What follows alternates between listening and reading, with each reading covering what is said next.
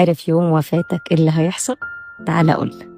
أهلك وصحابك هيبقوا تحت تأثير الصدمة وهيقعدوا يعيطوا وإنا لله وإنا إليه راجعون لا حول ولا قوة إلا بالله، وهيدوروا على حد عشان يغسلوه، وبعد كده هيطلعوا تصريح الدفن، وأهلك وصحابك هيكتبوا على الفيسبوك بوست توفي إلى رحمة الله فلان الفلاني أو فلانة الفلانية، وصلاة الجنازة في المسجد الفلاني بعد صلاة الظهر. في اللي هيكتفي إن هو يكتب ريست إن بيس، وفي اللي هيكتب الله يرحمه يا نهار أبيض، وتليفونك هيفضل يرن لمدة 48 ساعة مثلا.